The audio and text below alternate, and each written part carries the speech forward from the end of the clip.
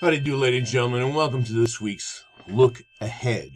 We have to, of course, start by looking ahead to next week by the most important thing that happened this week, of course, which was another 0.5 percentage point rise in the federal discount rate. That's the bank rate. That's the rate of interest that the central bank charges the banking system for its cash. Of course, we pay higher rates than that, but that's the benchmark. It gives us an idea. And it jumped by 0.5% again on Wednesday.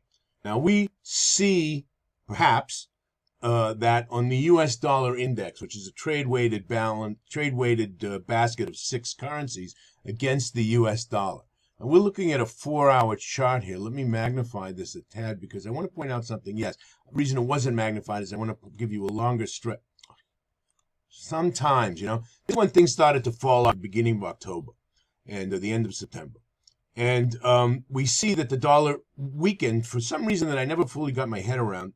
And the explanations I heard were typically, commentariat-like lame.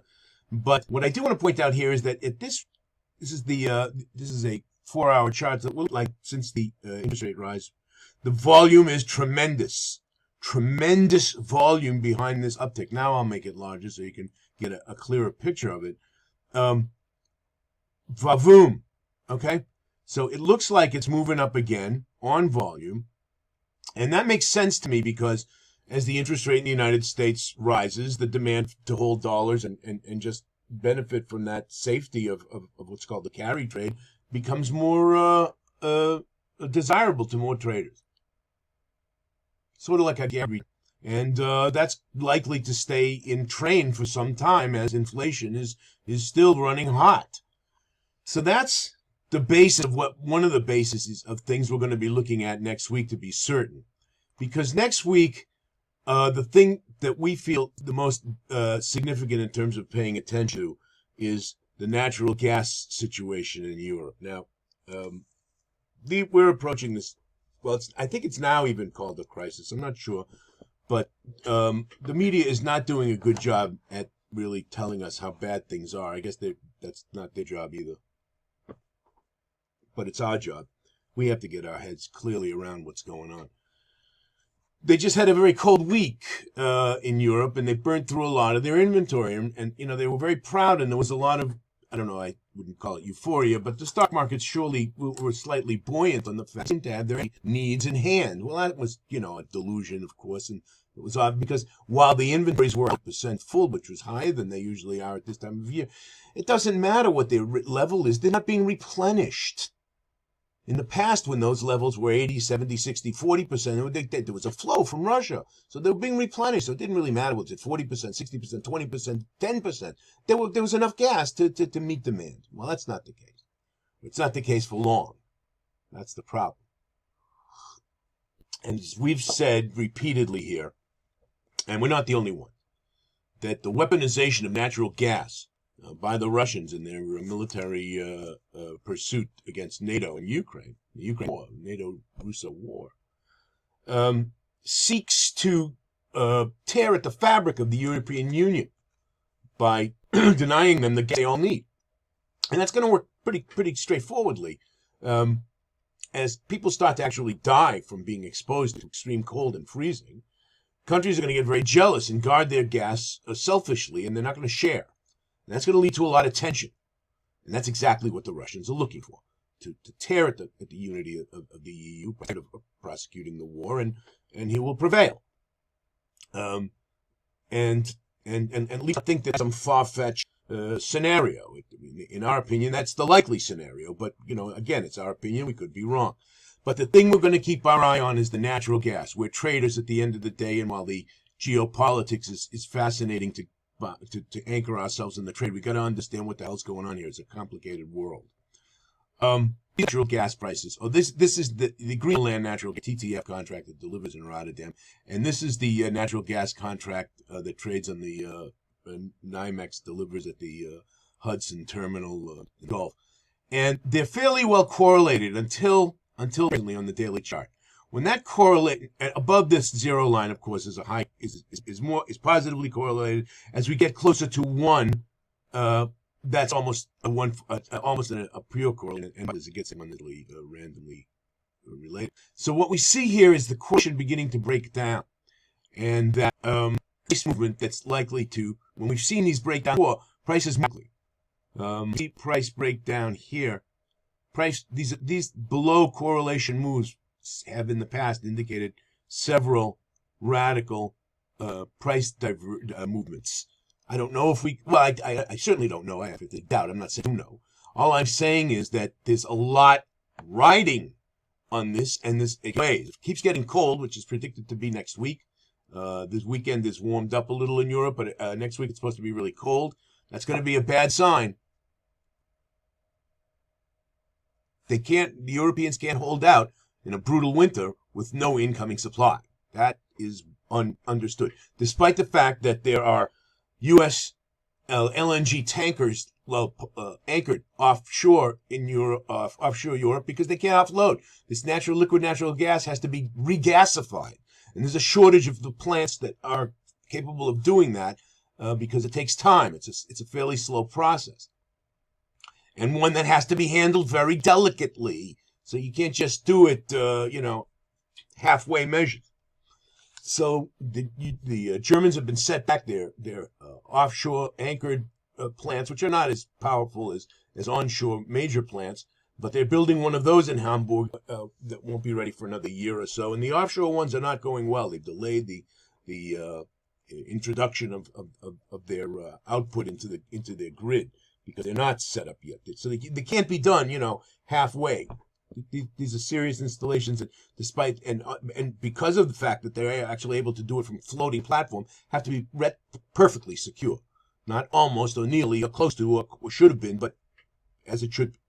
So they're taking their time, and so and it's not like there's so many of these natural gas tankers available. They're all booked on long-term contracts. So they're produced at the astonishing rate of about 3 or 4 a year. In the world's giant shipyards. In Korea, it does most of the LNG tankers. And they produce, 3 a year at Hyundai shipbuilding. So there's no immediate supply refreshment of gas flowing into Europe this winter and likely next winter as well. Because pipelines take a long time to build, as do the tankers themselves.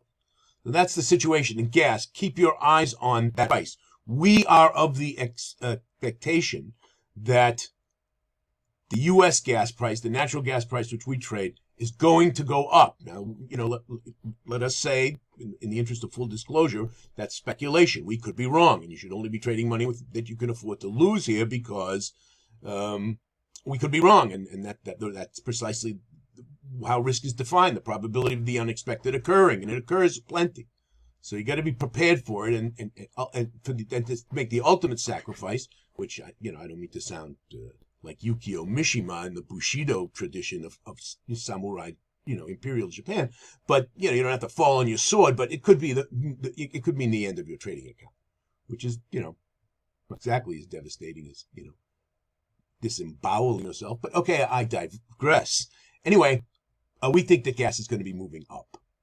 And finally, what's really probably the most worrisome situation on the moment is what's going on in China. Now, this is a bit of a deep background and a much more, I wouldn't say much more speculative. It's to our way of thinking. And again, because our way of thinking, there's a risk factor that we're wrong.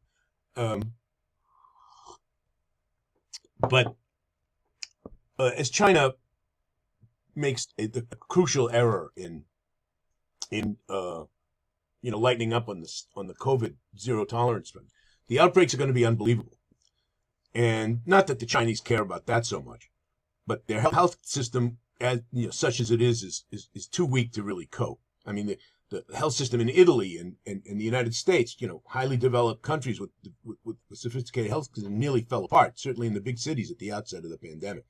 So we expect something like that to similarly occur in China's even more giant cities with feeble, absolutely feeble healthcare systems compared to the West. And so, once they decide, in this move that Xi has done in reversal of previous policy to lighten up, I think, I don't think it's obvious that it's in response to public outcry. now the risk of public outcry is going to explode because the people are going to face huge casualty numbers, and they're going to blame the government for that. And there's only one thing that the Chinese Communist Party fears: it's chaos and anarchy and unrest. They don't fear the U.S. Navy. They don't fear the Sixth Fleet, the Fourth Fleet, the Gerald R. Ford class aircraft carriers. They don't fear those things because they're not threatening those things. What threatens them is unrest among the citizens of China, because there's no alternative. They're the only game in town, and so they have to hold on because otherwise it'll be chaos and anarchy and downfall and more degradation for the Chinese people, which they've had enough of in the last 300 years. So you think that it's quite clear that the Chinese Communist Party is not going to let that happen under any circumstance whatsoever. And therefore, they're likely to respond with harsh measures. And those harsh measures are going to cause, inflation in the United States and the West and in Europe because of the supply lines drying up for, the supply lines that, are moving Chinese sub-assemblies and inputs and finished goods and consumer goods and, the world's workshop, you name it, whatever you've bought in the last 2 years, 90% of it is most likely sourced from China. So that the lack of those things, because the Chinese economy was under house arrest and now will be under some other kind of misery where they simply are too sick to go to work. And, from an economic point of view, and I don't mean to minimize or make light of the fact that the humanitarian cost in China is going to be, frightening. But the economic cost is also not going to be inconsiderable by any stretch of the imagination. It's going to be devastating as well, and it's going to cause inflation certainly in the Western world because of the lack of goods and the price going up for those goods, as well as China itself. China is also going to face, think of what life was like in the Western world at the outbreak of the pandemic almost 3 years ago. We were ordered to stay home. We were ordered to cease and desist from being productive, the first time in economic history. And so, the need to support, well, I won't go into whether it was need or want or desire or opportunity to take a leap over our competitors, all of which have a great deal of truth to them. But the bottom line is that trillions and trillions and trillions of dollars were pumped from the U.S., from the treasuries of the wealthy countries into their citizens' pockets, into their corporate coffers, into you name it. They just laid it on, slathered it on with a trowel, as we used to say, and that caused a real spike in inflation. Obviously, that the central banks are now faced with having to deal.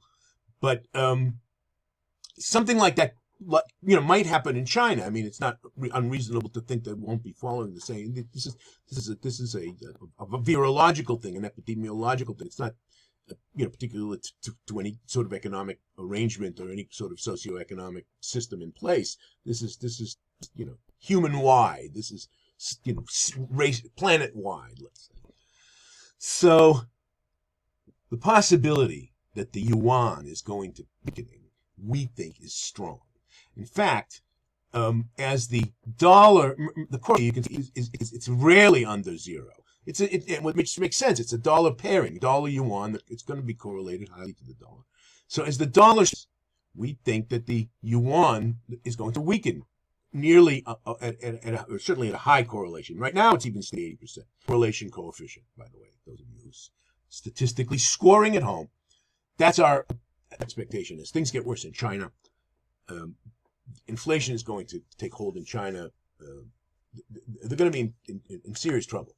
And so we think that as a result of that, their currency, which is viewed from a certain perspective, the stock certificate of an economy writ large. And that is to say, if you were bullish on the United States economy, you'd want to hold its currency, you'd buy dollars. If you were bullish on the Japanese economy, et cetera, et cetera. So that's the way we see the situation for the week ahead. We're going to be watching natural gas. We're going to be watching the yuan. And the stock markets in general are likely to continue deeply in the red because it's clear that their fantasy of lightening up on the brake, or whatever idiotic metaphors they use, as if this is some sort of ocean liner where you just, sort of add a little bit of interest and things slow down nicely and people stop gouging the prices. Where's the wrong answer buzzer? No, that's not how it works at all. And it's a much more bloody and less, what's the word I'm looking for? Less surgical approach. And that's how we see things, ladies and gentlemen. Natural gas likely to go up. The NATO-Russo war grinding on. Unrest in China building because of what is likely to be a very devastating reality come COVID unleashed in China. And risk off, as they like to say on Bloomberg, a lack of investment and falling prices in the stock markets. So, ladies and gentlemen, that'll do it for now. I'm your host, Yuan, wishing you all the ability to trade with confidence. Bye-bye for now.